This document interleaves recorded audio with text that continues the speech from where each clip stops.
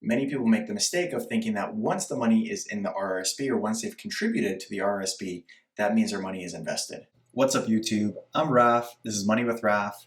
Welcome to today's video where I'll talk about the TFSA and the RRSP for my Canadian friends. Now for my American friends, don't worry, I'll create one for the 401k and the Roth IRA in the coming weeks. Now let's move on to the TFSA. So the tax-free savings account is a fantastic way to grow your wealth. What makes the TFSA so powerful is that you don't pay taxes on the gains that you make while that money is within the TFSA. Now let's take Bob as an example. Bob invests $100,000 when he is 30 years old. Now Bob waits and invests diligently over the next 30 years. In fact, from 30 to 65 years old, his investments went from $100,000 to $1 million, a decent amount of money.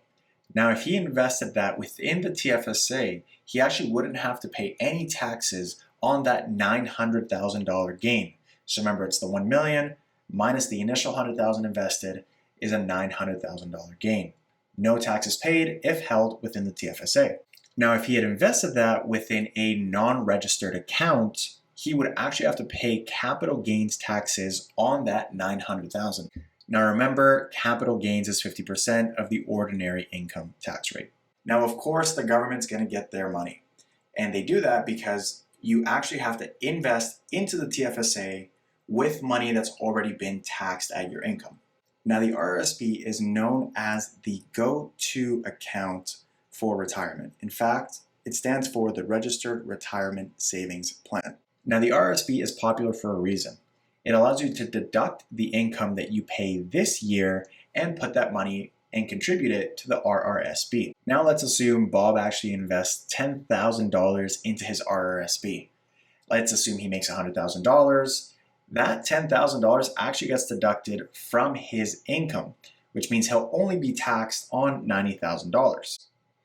Big savings in tax. Now what ends up happening is over the next 35 years, let's take that $10,000 and assume it went up to $100,000, a 10x return over 35 years. What will end up happening to Bob is that once he actually sells his investments and tries to pull the money out, he will be taxed as ordinary income, which again is a lot higher than the capital gains tax, and of course, way worse than the TFSA, because for the TFSA, you wouldn't actually pay any taxes on the gains because you've already paid it when you actually make the money in the first place.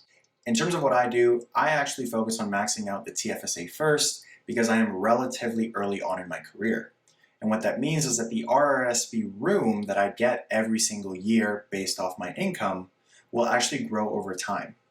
That way, when I'm 10, 20, 30 years into the future, if I decide to grow my room for that long, that means that I can actually put all the money into the RRSP and deduct that year's income to pay less in taxes.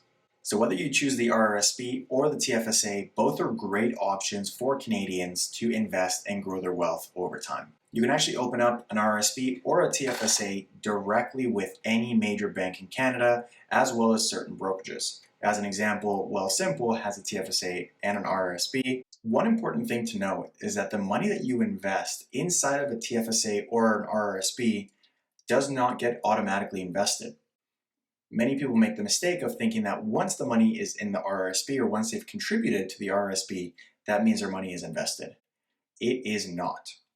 It's a big mistake that a lot of Canadians make that are costing them thousands of dollars. So remember, you have to think of the RRSP or the TFSA like buckets. Now, once the money's placed within those buckets, you need to go in and actually decide what to invest it in. I personally use low-cost index funds, but the choice is totally up to you. If you want to know more about personal finance for Canadians, make sure to subscribe to this channel. I'll be posting a lot more in the next few weeks.